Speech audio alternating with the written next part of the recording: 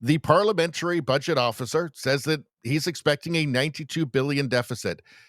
Just to put that into perspective, it was supposed to be $42 billion under Trudeau. That was Trudeau's plan. So Mark Carney announced his Liberal government will go on a $5 billion spending spree to revive the economy. Canada's deficit is about to get much bigger than we expected. Well, shall we hear him talk about this? His gibberish. I've been saying all along, and this was posted, I guess, by Mr. Sunshine Baby.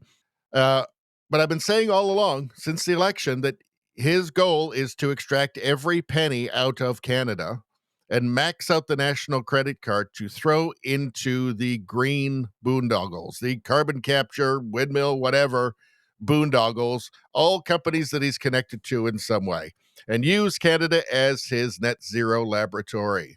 Let's hear him talk. Let's hear him lie. The second major initiative that we're announcing today is a new $5 billion strategic response fund to help Canadian businesses adapt, diversify, and build that new economy. Where is all this money going to come from? Well, we know where. He's going to max out the national credit card. Let's see. Here's Canada's national debt. Here, when did Trudeau get in? So this is the start of the Liberal regime, the decade-long Liberal era, right here. Now, that's not zero. The bottom here isn't zero. That's $800 billion national debt. Now it's up at, well, as of 2024, 1.5 trillion. That's a trillion with a T. So that's almost doubled. And that now with this year, with Carney's deficit, which is projected by the parliamentary budget officer to be $92 billion, yeah, it'll be double. It will be double, fully double, what it was when Trudeau got in. Now, this is a problem because we're already spending $1 billion a week just servicing the interest on the national debt in Canada. Okay, that is more than the provinces get in transfers, healthcare transfers. That's crazy.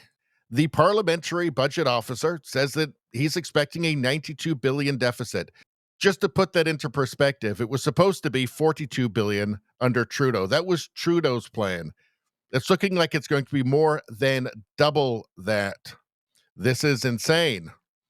While we're going into recession, this is nutty. This guy is supposed to be a brilliant economist. Well, it's not like we weren't warned. It's not as if we weren't warned. I mean, there were some people who experienced his expertise in the UK when he was governor of the Bank of England, and they did warn us. Well, Mark Carney was governor of the Bank of England, and under his tenure, too much money was printed, which did damage to the British economy and put our economy off track. He, at the last election, endorsed Rachel Reeves' economic policy. She's now become Chancellor. It's been a disaster for Britain. The country is heading for bankruptcy.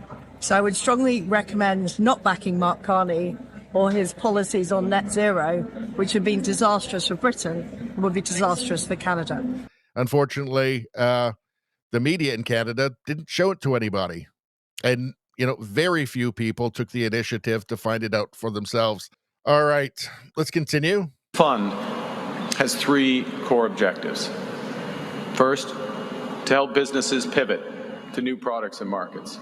Secondly, to retrain and retain skills and production here in Canada. And thirdly, to make... What does that mean? To retrain what into like the net zero future? What does this mean?